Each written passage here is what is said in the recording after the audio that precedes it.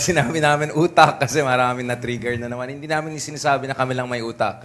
Actually, usapan Taft at Katipunan because this actually started as an informal conversation among academics, policy-oriented people from UP, Ateneo, LaSalle, and different institutions. In the previous edition of Utak Forum, for instance, we had former Admiral Ong, who's teaching at Ateneo. And of course, sa mga susunod na forum, gusto natin makuha yung mga points of view ng mga iba't ibang eksperto. But for today, we have an excellent panel to discuss a whole range of issues. So ang style po namin dito is medyo podcast style. So if it's a bit more informal, conversational, kung medyo mas madaldal ako than your usual host, okay lang yan. I already gave you the warning. So marami po tayong pag-usapan. Thank you very much again.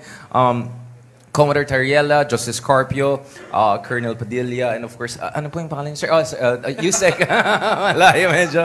Wala pa yung kape. Yan, okay. So now you get the vibes. And of course, yours truly, Richard Haydarian, vlogger before everything else. Marami tayong pag-usapan. So maybe I will start with, because medyo breaking news yan. Kagabi pa lang kinakausap na kami ng media about this issue.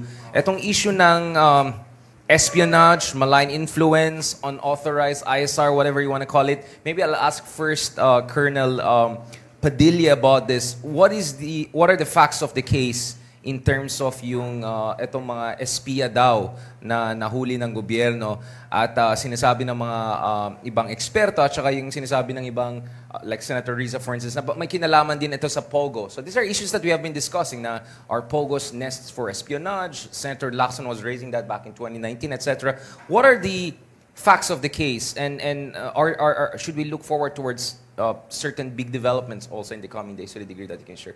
Thank you, Colonel. Yes, right. This is an ongoing investigation, no? So hindi ko pwedeng i-deal itong facts of the case in detail, so to speak. But generally, kung ano naman talaga yung what the public has already seen, no? This was a joint operations between the Armed Forces of the Philippines and the NBI, and nakita natin dito nga na may kahina-hinalang mga activities itong Chinese national. And nung nahuli nga siya dito sa Makati with a RAV4 vehicle, meron siyang mga improvised na technological equipment sa loob ng sasakyan. And with that, of course, we have to conduct forensics dun sa laman ng buong improvised na tech, no? And we look at this as one whole system. So when we say system, there's components of hardware to it, yung software na ginamit doon, no, yung the data that passes inside, no, and what is processed, yun yung pinaka-importante. Kung ano yung laman nun, ano yung purpose nun, and saan patungo yun for what it's worth, no, kung saan siya gagamitin.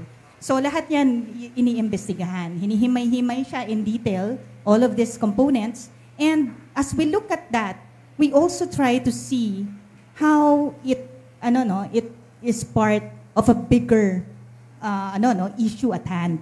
So we're trying to take a step back, look at the bigger picture and connect the dots together. So it's like a puzzle piece that we're trying to fit in all of the different scenarios at hand. So tinitingnan natin to how it connects to our geopolitical tensions that we're facing, no? Pati itong mga drones that were recovered in our seas, lahat yan, no? Over and above that, marami pang iba't ibang mga pangyayari that would fit into the picture. So you're saying this is just a tip of the iceberg. There's a whole network of operations we're potentially looking at here. Could be, yes. Pati nga yung illegal POGO activities. Right. National Security Council, Yusek Malaya. Okay. Well, kasi there were statements made by the Embassy of China, no, that supposedly the accusations are baseless, no, that and that we should stop hyping the issue. You know, on the part of the National Security Council, I think what we would like to say is that we have a solid case. No? We have the solid case against the Chinese agent or spy that we arrested. No? Of course, we cannot preempt the release of the information to the public. The evidences that we have collected over time. Kasi I'd like to emphasize, no, Richard, no, na hindi naman ito parang one day operation, no? there was extensive case build-up and surveillance was done on this individual, no? So nakita natin yung galaw niya, nakita natin na pinuntahan niya yung mga lugar na kahina-hinala and places of significant military importance to us, significant strategic locations which pinuntahan niya, nag-surveillance siya doon. And let me emphasize also that they were caught red-handed, no? Which in legal parlance is in flagrante delicto.